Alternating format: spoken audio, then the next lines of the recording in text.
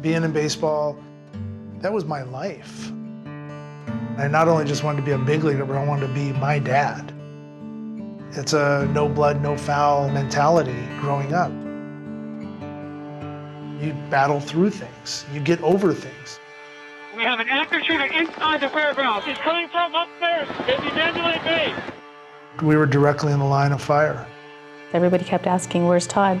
I don't know. Oh my God! I said, Dad, like, this isn't something you just get over.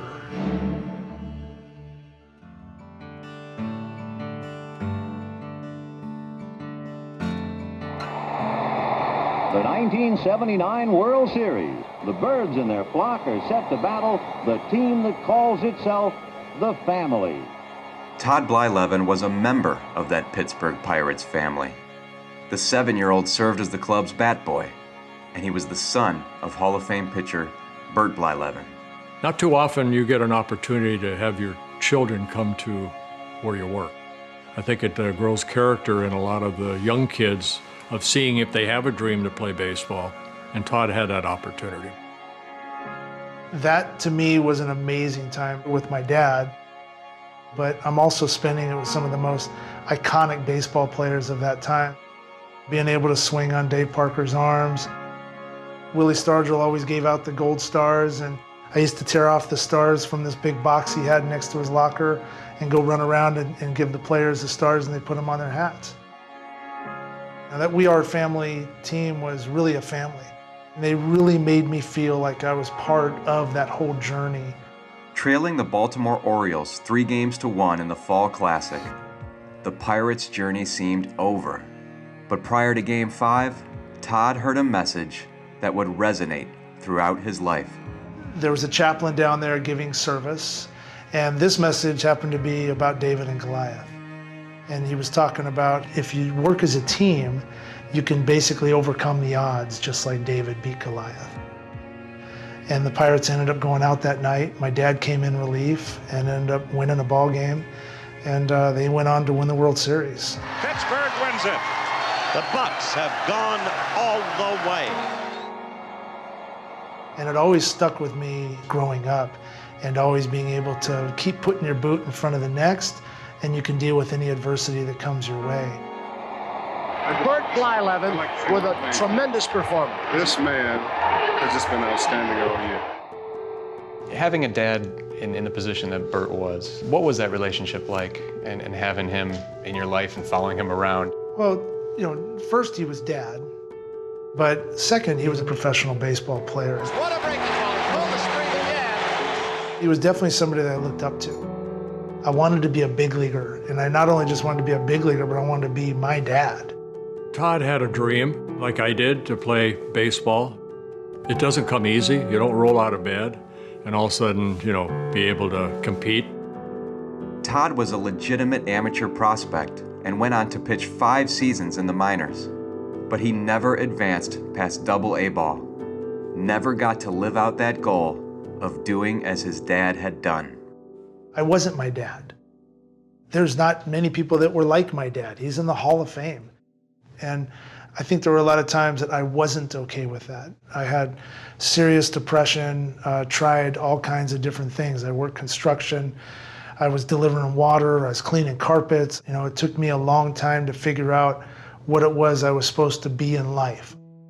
It was then, in March of 2000, that things began to change for Todd when he met Kathy Iliano at a country bar. And we danced all night long, and I just fell in love. When I met Todd, we used to go to a rodeo where you danced outside, and that was my favorite, and I always felt like it was super romantic and we were super connected. 2 years later, they were married. That's when Kathy encouraged her new husband to get back in the game he loved as a kid. Every time he talked about baseball, his whole face lit up. I just thought if you can get into anything else, it would be baseball related. And so I ended up going through Major League Baseball Scouting Bureau school and became a scout. In that scouting realm, did you start to feel like you were finding yourself? Yeah, I felt like, that was my comfort zone. I was able to sign Troy Tulowitzki, which ended up having a pretty good career. It was awesome. Just to be back into professional baseball. Yet for all the joy that baseball had brought back to Todd's life, there was also a cost. Scouting demands meant long periods away from Kathy and their 2 children, Dylan and Gracie. He stepped away from the game in 2009, unable to handle the pressure of his profession and the needs of his wife. My own lack of maturity, my own self-doubt, there was just a lot of steps that got in the way of me just being able to show her how much I really loved her. With their marriage at stake, Todd and Kathy planned a trip in 2017. One last-ditch effort to rekindle the spark they had lost over the years. They picked a place where they could return to their relationship's roots, dancing and country music. They bought their tickets to the Route 91 Harvest Festival in Las Vegas. We had 18 of us with her nieces and nephews and family members. I'm dancing with my niece, and my wife's there, and we're all laughing, and it was just pure joy and happiness. Before it just went crazy. Dip, dip, dip! Dip, dip, dip! Hey! You started to hear some crackling noises, and it sounded like people were saying fireworks and things. To me, it was just loud little bangs. And the next song started playing. Then you start to see people fall.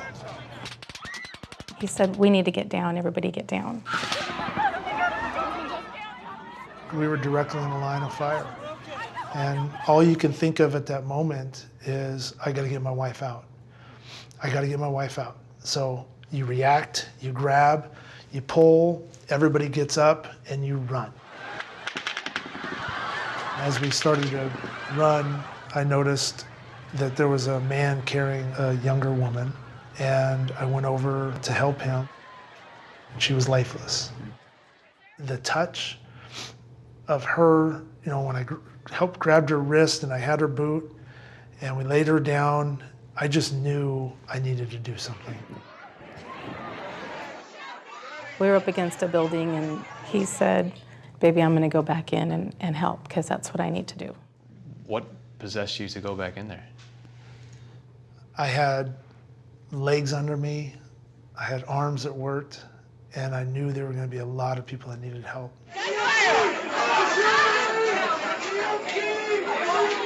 Oh my God.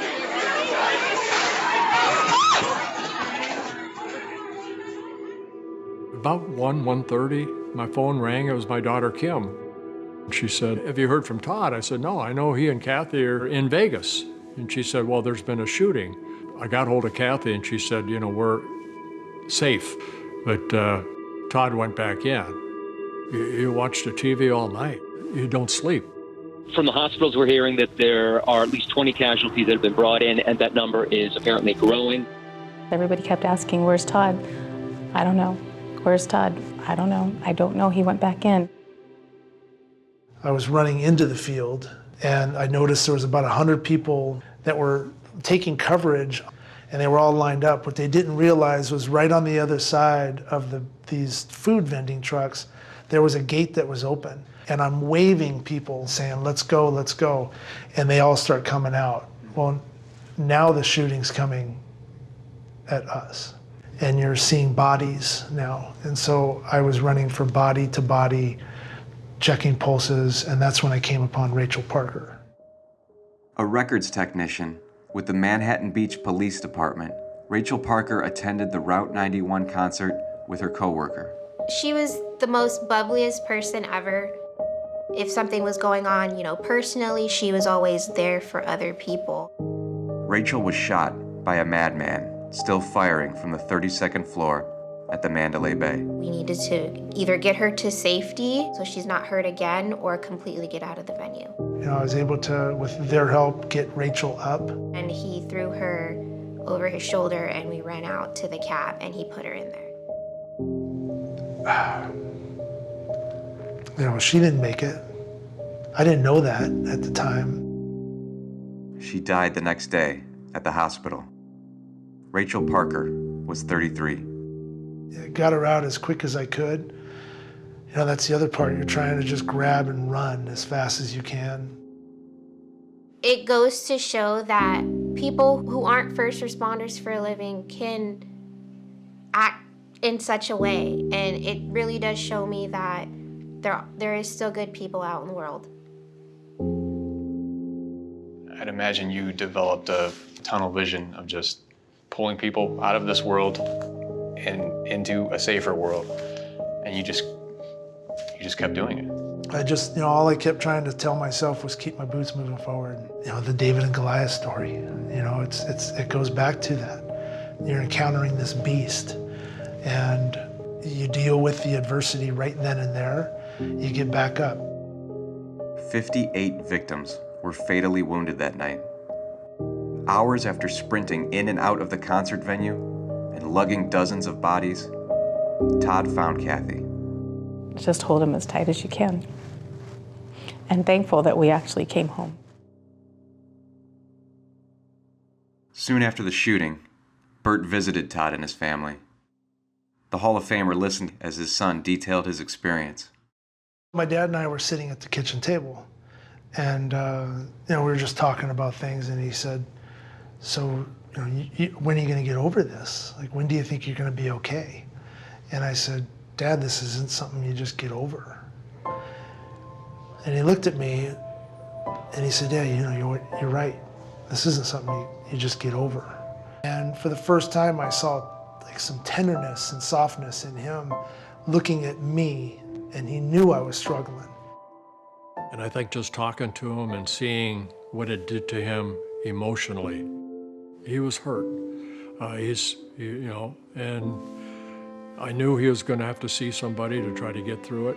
Nearly 4 years later, Todd's still processing what happened in Vegas, and he's committed to therapy to help him move forward. It allows me to process the good parts in that.